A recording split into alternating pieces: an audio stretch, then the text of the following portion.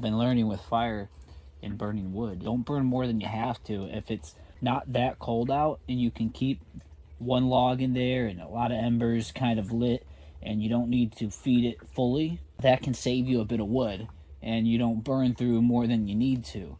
Having seasoned dry wood kindling, you want to have your own kindling splitter or a maul that's like a handheld. I have one in here, a little splitter maul, and careful of the glass not to hit it because I've dinged it a couple times and that glass is so strong, but don't break it. That can split kindling for when I need to start the fire. Fire watch, which is a thing if there's more than one person or you're going to be waking up every 3 to 4 hours through the night feeding the fire to keep it going, keep yourself warm and alive. And if the fire dies completely, then you got to start it back up. It may potentially freeze on you.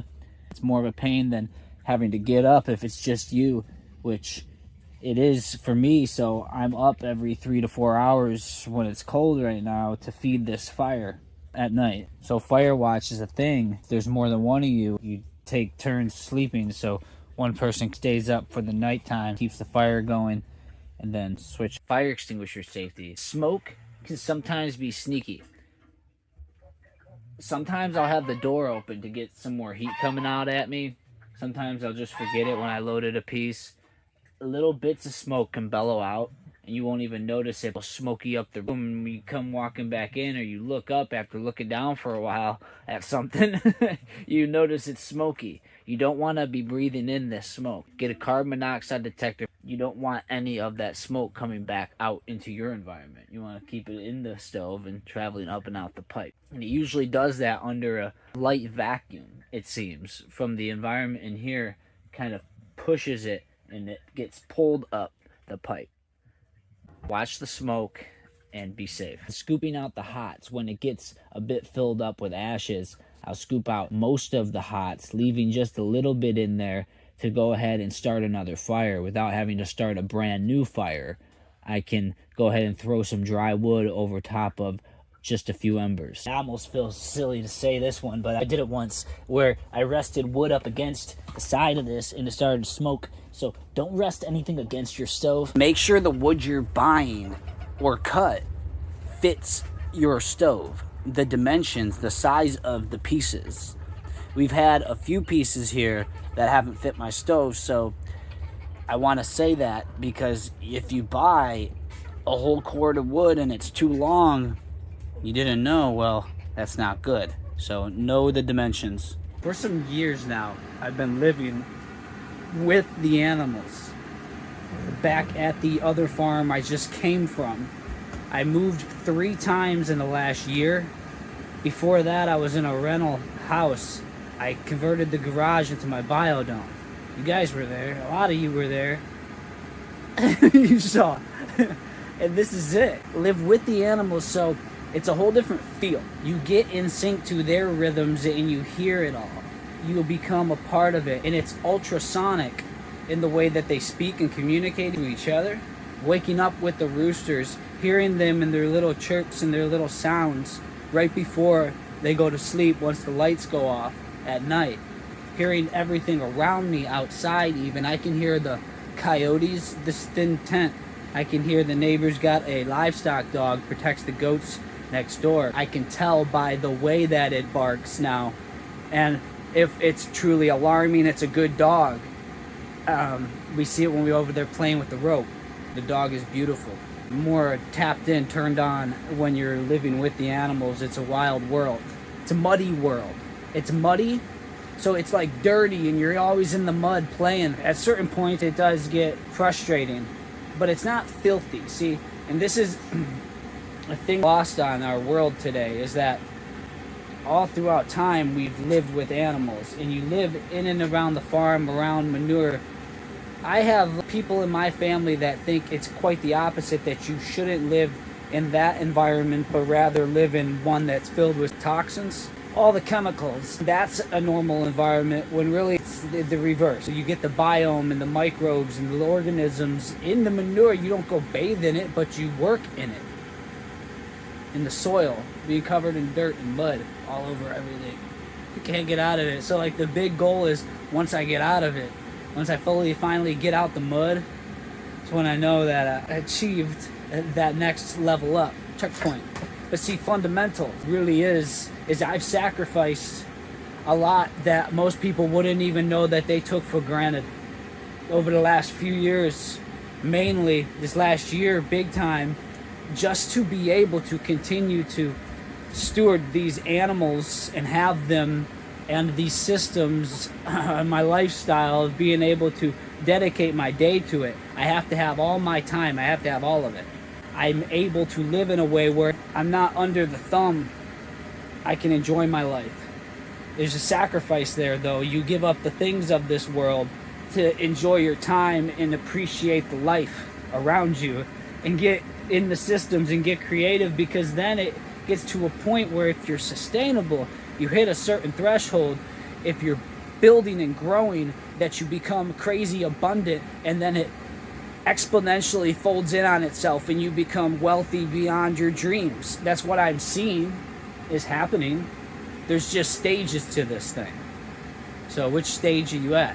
I've been keeping this close in case we get fog out here. The goats, the animals, are about to come in there with me, a lot of them. Mama goats will be in here. Maybe some of the others. Chickens, I have about 14 chickens. I think I'm gonna probably bring them in here and let them perch up on this pallet enclosure that I'm building for the goats that are gonna come in here with their babies to be warm. Tom, my turkey, June, my turkey, likely come in as well. Everybody else will probably be safe outside. I'm gonna monitor and watch and make sure that they are okay. The pigs will get stuffed with extra bedding in the next couple days. They'll be fine. The rabbits are great out there. They're good. Just leave them be. They have their enclosures, all their boxes I built. I'm going to continue to insulate those a bit more with dirt. I'm going to pull a bit more from my hobbit hole here, which is pretty well flooded, I think. I got to check that out here soon, the next day or two. So I'm going to get to doing all of that, all this before the cold really rolls in. It's cold now, but this extreme cold is going to roll in, and that's what I want to be ready for. So these canvases are going to go up on the inside in here. I'm going to get to that here shortly. Wait on my coffee.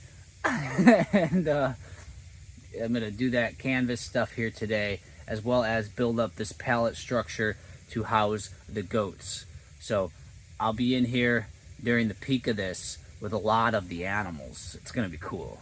I'm going to put up a chicken wire divide, I'm thinking, between where the pallet structure starts, which will be about here where these water filters are. They'll go back and give me a couple feet between the door and the pallet there, and that'll keep a separate chamber over here for them all to be in without jumping back over into my space. If you're wondering if you need to add supplemental heat for your animal, do it for this extreme cold. Farm animals, they're built for surviving colder. Their bodies, they regulate in a way where they acclimate. So actually bad to quickly take them from an extreme environment of cold and putting them in a very warm environment. That can be a shock to their bodies. They don't have that time they need to adjust.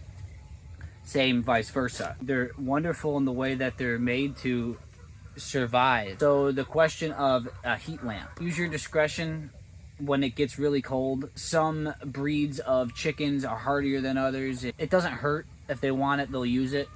Know that if you keep the elements off them, the wind, the water, have nice bedding and an enclosed area, they're usually pretty safe. I got a couple little bantams, and they can drop dead in this extreme cold quickly. Chicken can drop dead in extreme cold. That's why I'm bringing them in with me during this very cold period. Is it too much? Well, I'm not going to take that chance. You can. I don't want any of my animals dying. The most sensitive are coming in with me, mainly all through the night. During the day, I'll pop the hatch and let them out. Pop the cork. What's that in the Riddick movie? Crematoria? Well, it's the opposite of that here today. We're building a big red barn here. I could go in. The upper level is done and insulated, but it's not drywall. I don't want to breathe the dust. It's boring. I got to be close to the goats. And what's the fun in that? I want to survive out here the way that I know how, and with all of my techniques and my underground, which flooded a bit. I gotta check it out here in a few minutes, well, tomorrow, and look at it. The rain was heavy the last few days, and it really flooded it up, but it's got lots of water down there, which is awesome. I want to take a look and see what it all looks like, if it's settled really cool and it's really crystal clear. Canopy going on the walls. She likes to lick the plate, okay? Look at my broom. Sell it to you on $100. First come, first serve. I'll even sign it. Looking pretty good. I'm gonna go ahead and tuck this in and get to work on the front. I have another zipper section, just like this front piece. And having double layers, it really makes a big difference. I can already feel it. So get the front on there. Plus this zipper is starting to fail.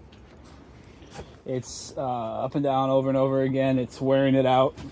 It's not wanting to lock in most of the time, but that time it worked well. see there, that kind of thing's starting to happen, and at some point it's gonna bust.